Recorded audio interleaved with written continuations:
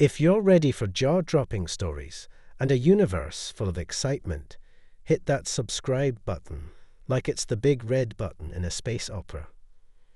Give us a like if you're feeling that interstellar vibe and comment below to join the conversation. The unexpected visitor. John Mercer was just a simple mechanic, working at a quiet outpost on the edge of the Milky Way. His life was routine, predictable.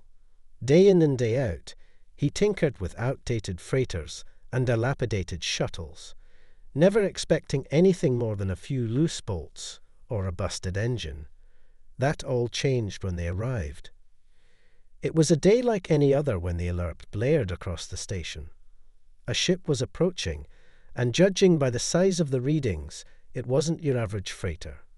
John rushed to the observation deck, his heart pounding with a mix of curiosity and dread. As the ship came into view, his jaw dropped. It was massive, easily the size of a small city, its sleek, silver hull gleaming under the station's lights. This was no ordinary ship. It was a warship.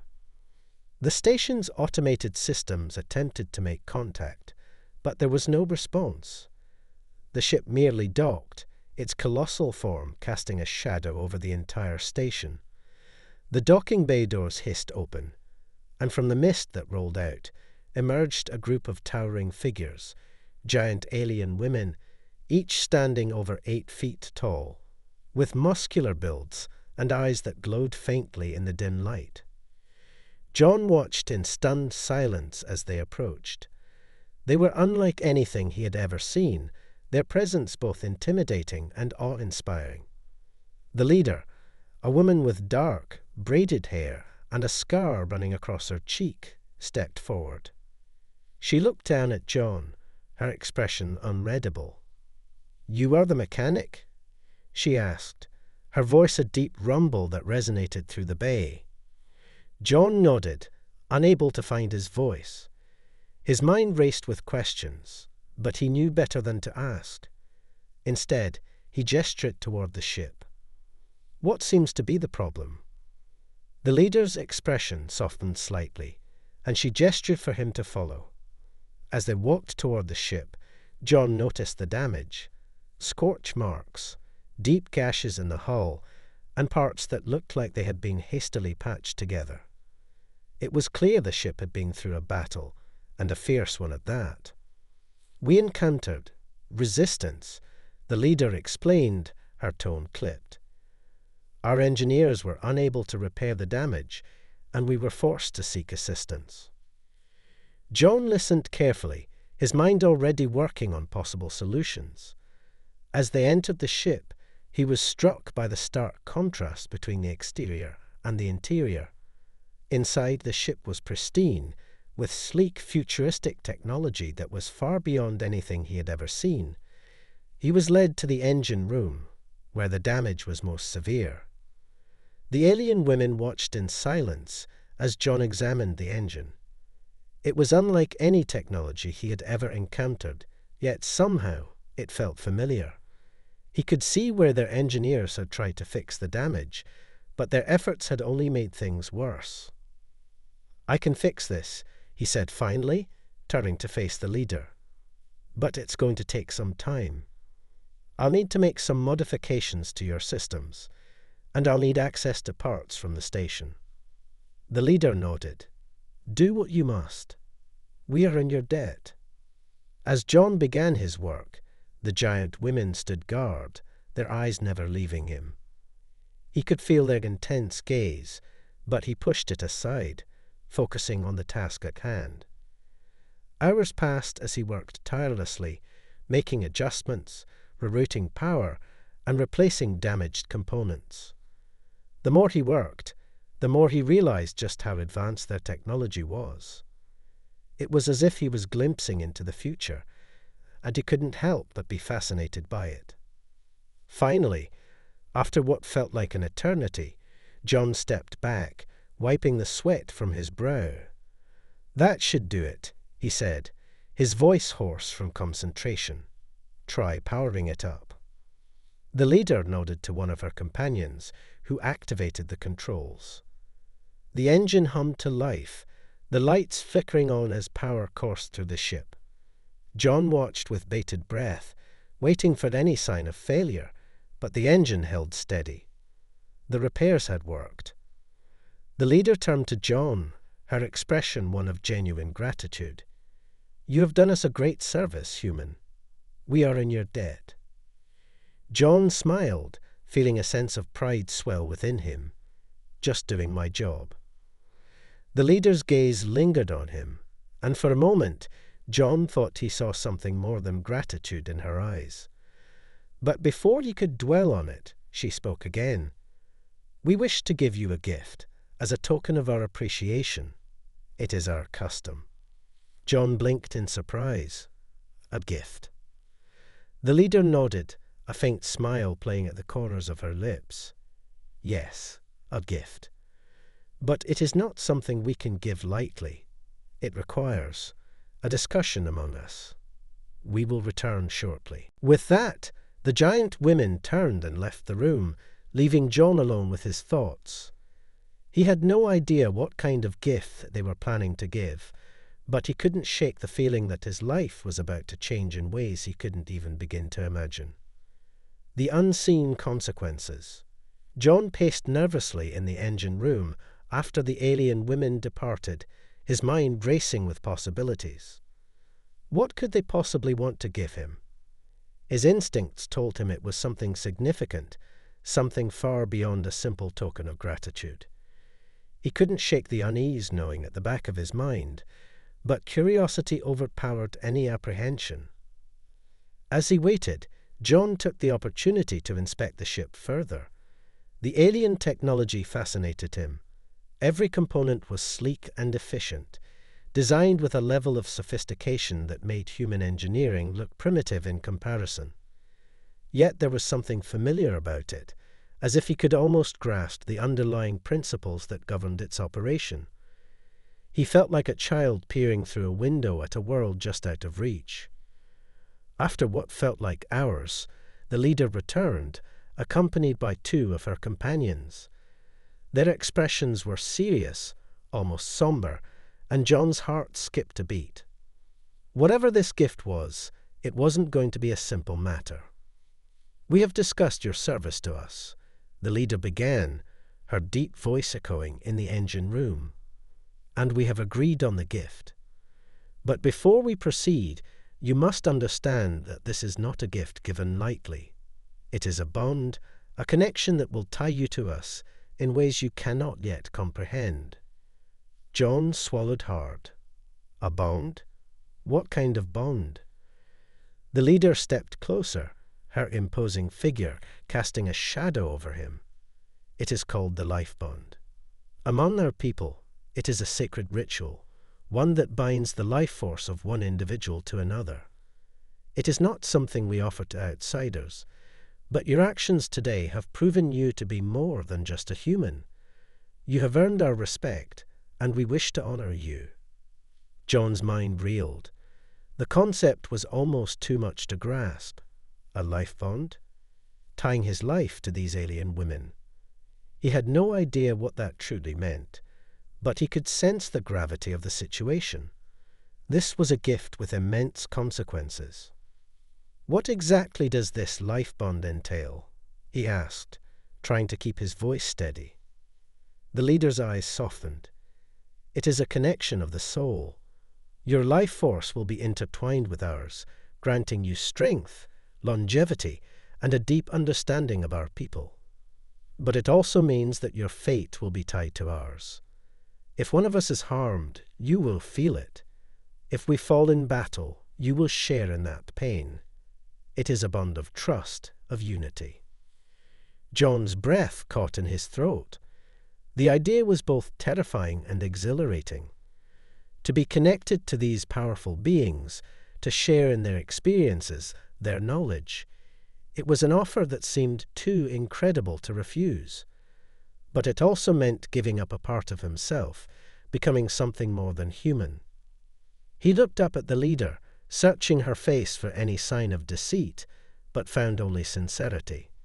These women had faced unimaginable challenges, and now they were offering him a place among them, a chance to be part of something far greater than himself. "What happens if I say no?" John asked, his voice barely above a whisper. The leader paused, considering her words carefully. "If you decline, we will respect your decision. You will be free to return to your life as it was, and we will depart, forever grateful for your help. But know that this is a rare opportunity, one that few are ever offered. You will be turning down a gift that could change your life in ways you cannot yet imagine." John felt the weight of her words. The choice was his, but the implications were vast. He could return to his simple life, fixing ships and fading into obscurity, or he could take this leap into the unknown, risking everything for a chance at something extraordinary. After a long silence, he made his decision. "I'll do it," he said, his voice firm despite the tremor of fear that ran through him. "I accept the life bond." The leader nodded, her expression one of approval. "Very well. The ritual will be performed here, in the heart of our ship. Prepare yourself, John Mercer. Your life is about to change in ways you cannot yet comprehend." She gestured to one of her companions, who stepped forward with a small, intricately carved box. Inside was a glowing crystal, pulsating with a soft blue light. The leader took the crystal and held it out to John. "This is the Heartstone," she explained. "It will serve as the conduit for the life bond. When you hold it, the connection will begin, and the bond will be formed." John reached out with trembling hands, taking the Heartstone from her. The moment his fingers touched it, a wave of energy surged through him, warm and tingling, as if the very essence of the crystal was seeping into his skin. He could feel the presence of the alien women all around him, their life forces brushing against his own like whispers in the dark. "Close your eyes," the leader instructed, "and focus on the Heartstone. Let it guide you." John obeyed, closing his eyes and concentrating on the pulsing energy within the crystal. As he did, he felt a strange sensation, as if his consciousness was expanding, reaching out to touch something vast and incomprehensible. The world around him faded away, replaced by a deep, resonant hum that echoed in his mind. Suddenly, he was no longer alone. He could sense the presence of the alien women, their thoughts and emotions mingling with his own. It was overwhelming, like standing in the center of a storm, but there was also a profound sense of connection, of belonging. He could feel their strength, their wisdom, their pain, and they could feel his. The bond was complete. When John opened his eyes, the Heartstone was gone, its energy now residing within him. The leader and her companions looked at him with a mixture of respect and something else, something deeper. "Welcome, John Mercer," the leader said softly. "You are now one of us." John's heart raced as he realized what he had done. He was no longer just a simple mechanic. He was part of something much greater, something that would change the course of his life forever. But as the reality of his decision began to sink in, he couldn't help but wonder what new challenges awaited him. What had he truly agreed to? And what would this new bond mean for his future? One thing was certain, his life would never be the same again. The perils of the bond. The days that followed were a blur of activity as John adjusted to his new reality. The life bond had changed him in ways he hadn't anticipated. He could sense the alien women's thoughts, feel their emotions, and even understand their language without needing translation. It was as if his mind had been expanded, opened to a new dimension of existence. But with this newfound power came a weight, a constant awareness that he was no longer just himself. He was part of a collective, bound to these women in a way that went beyond mere friendship or alliance. At first, John revelled in the connection. He could feel the strength of the alien women coursing through him, their resilience and combat prowess now a part of him. When he trained with them, he found that his reflexes were sharper, his endurance greater.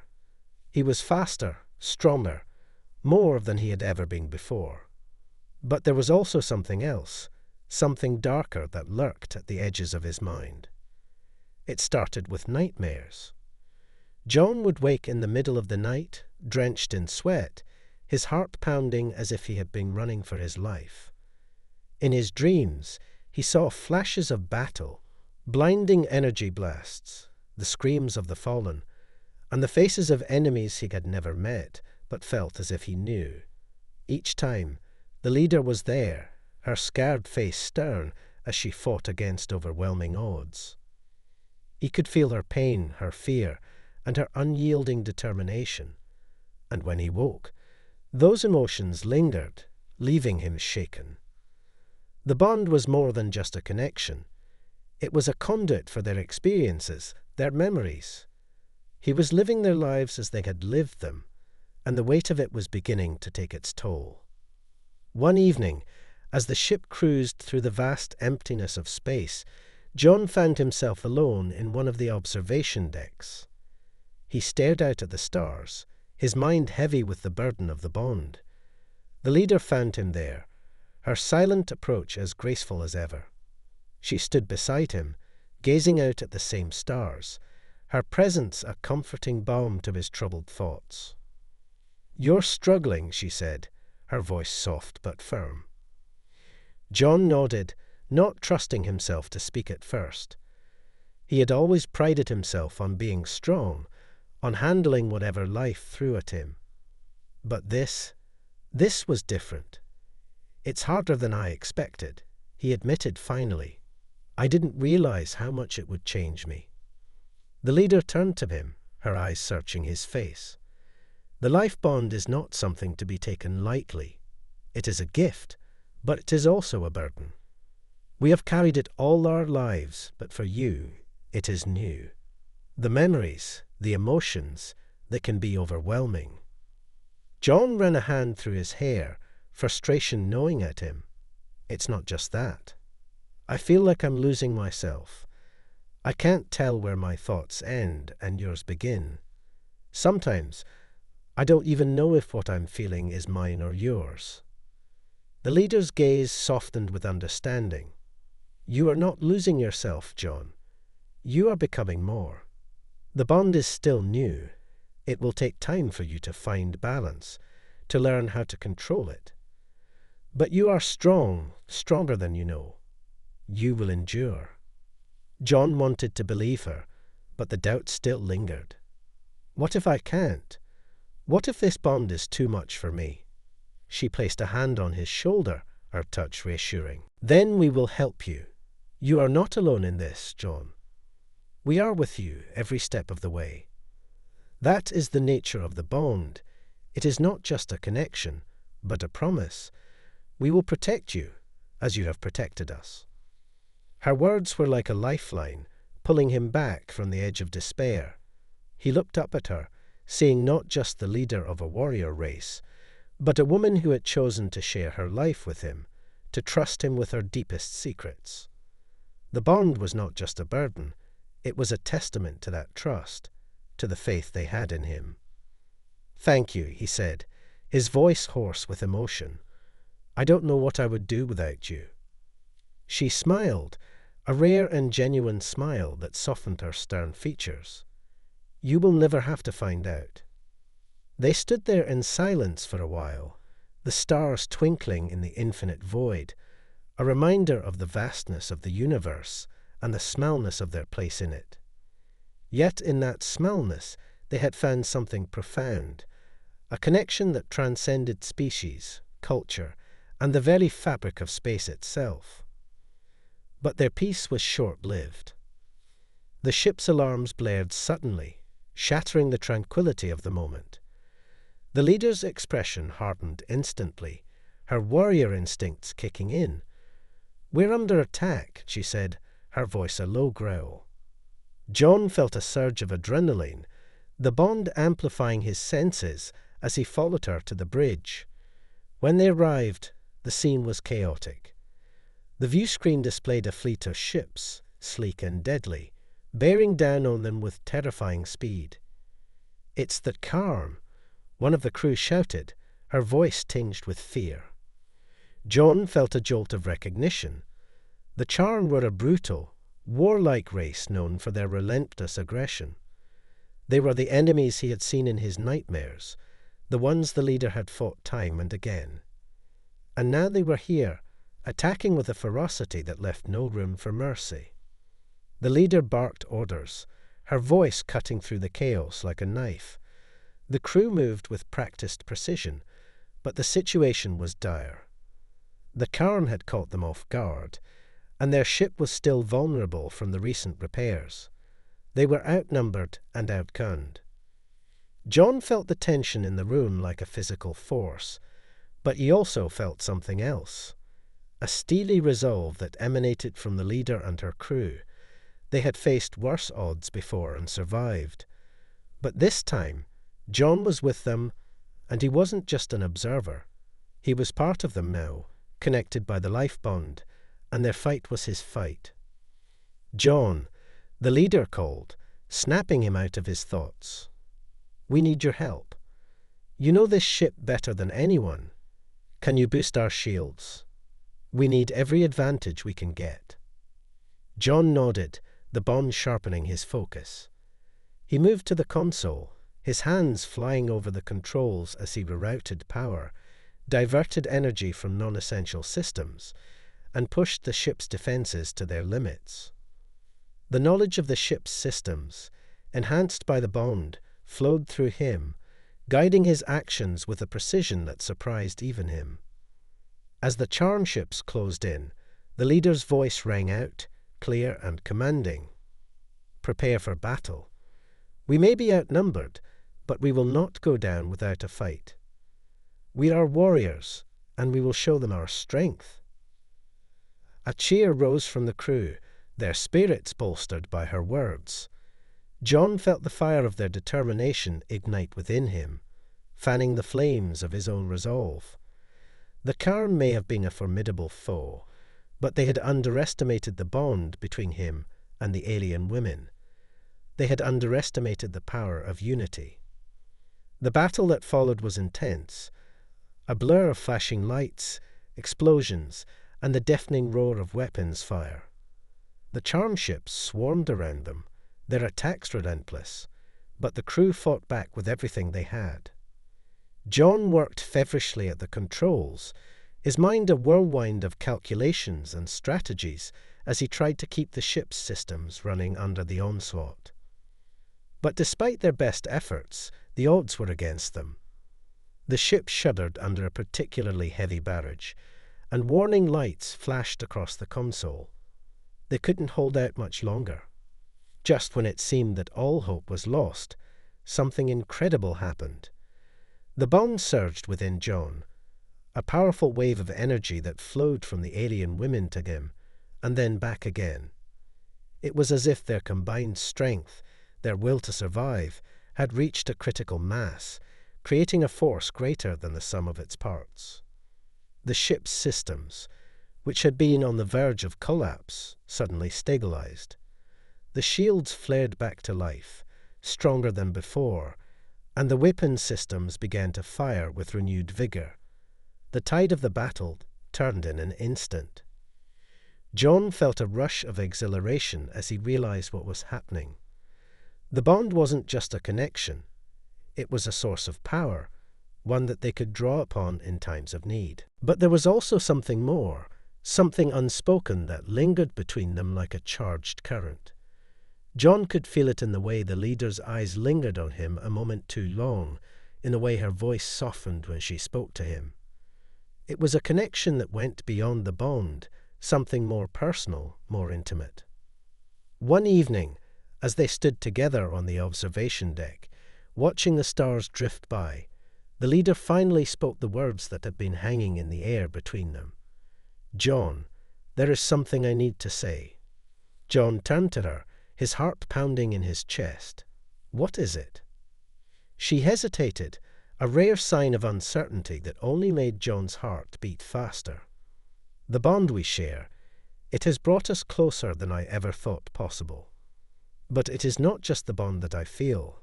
I have come to care for you, John, in a way that goes beyond duty or respect. You are more than just a member of our crew to me. The words hung in the air, heavy with meaning. John felt a surge of emotion, a mixture of relief and joy that he hadn't expected. He had felt the same way, but he hadn't known how to express it, or if it was even possible. But hearing her say it, admitting her feelings so openly, made everything click into place. I feel the same way, John confessed, his voice barely above a whisper. I didn't know if it was the bond or if it was just us, but I know now. I care about you too, more than I've ever cared about anyone. The leader's eyes softened, and she took his hand in hers, the gesture more intimate than anything they had shared before. The bond may have brought us together, but it is our hearts that have made this real. I don't know what the future holds, but I know that I want to face it with you. John felt a warmth spread through him, a contentment that settled deep in his soul. He squeezed her hand, a silent promise that he would be there, no matter what came next. I want that too. They stood together in the quiet of the observation deck, the stars their only witnesses. The bond between them was strong, but it was their love, their mutual respect and understanding, that would carry them through whatever challenges the universe had in store. In the weeks that followed, John found a new rhythm in his life aboard the ship. He was no longer just the mechanic, no longer just a human out of his depth. He was part of the crew, part of a family that had chosen to accept him as one of their own. The bond had changed him, yes, but it had also given him something he had never had before, a place where he truly belonged. And as the ship continued its journey through the endless expanse of space, John knew that whatever the future held, he would face it with the strength of the bond, the support of his newfound family, and the love of the woman who had become his heart. The simple mechanic from a backwater outpost had found his place among the stars, and there was no turning back. The universe was vast, full of dangers and wonders, but John was ready for whatever came next. He was not alone, and with the life bond and the love that had grown from it, he knew that they could face anything together. The end. Together, they were stronger than any one of them could ever be alone. The Karn ships, caught off guard by the sudden resurgence, faltered. One by one, they fell under the withering barrage of the ship's weapons.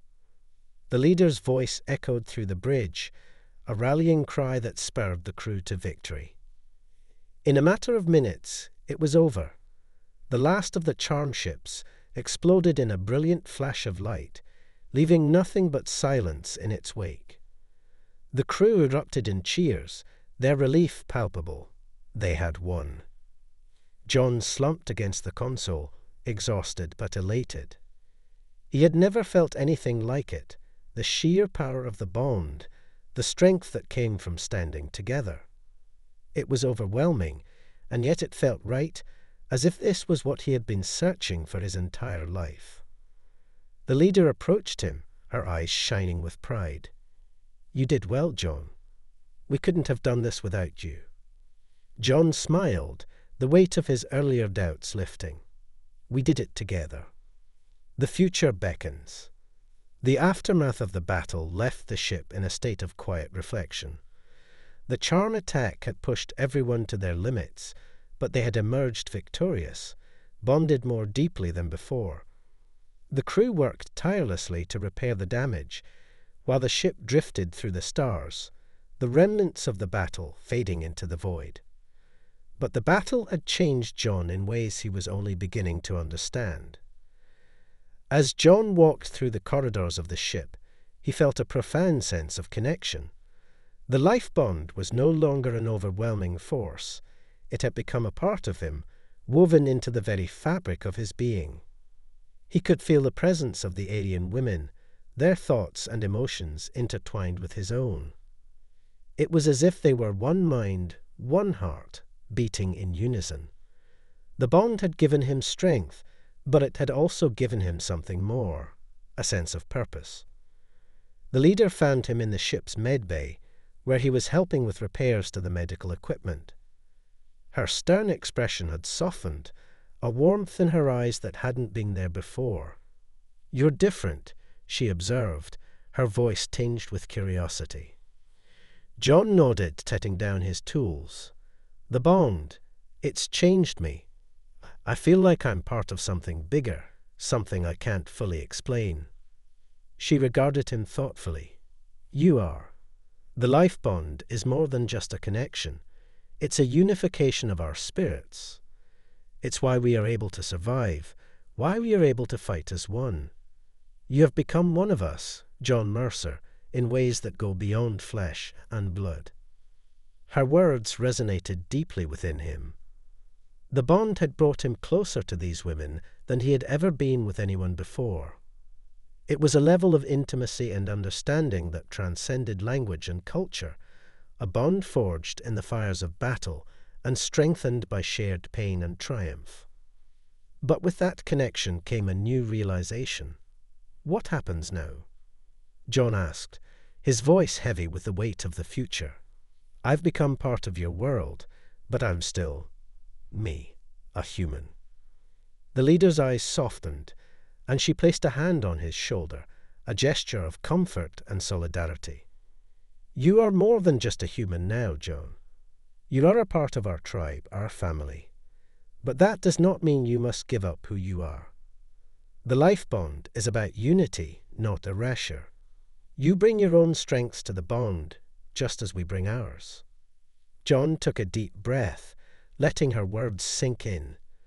The idea of being part of something so much larger than himself was both exhilarating and daunting.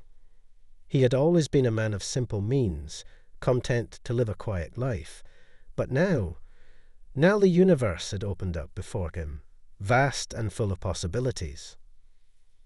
"I never thought my life would turn out like this," John admitted, a small smile tugging at the corners of his mouth. "I was just a mechanic, fixing ships on a backwater outpost. And now I'm part of a crew of warrior women, bound by something I can't even fully understand." The leader chuckled, a rare sound that made John's heart swell with warmth. Life has a way of surprising us, but it is those surprises that make it worth living. John nodded, feeling a sense of peace settle over him. He wasn't just a simple mechanic anymore. He was part of something extraordinary, something that defied explanation. And for the first time in his life, he felt like he was exactly where he was meant to be. The days turned into weeks as the ship continued its journey through the stars. John worked side by side with the crew, learning more about their culture, their history, and their way of life. The bond had opened his mind to new possibilities, and he found himself growing closer to the women, particularly the leader. There was a mutual respect between them, a deep understanding that went beyond words.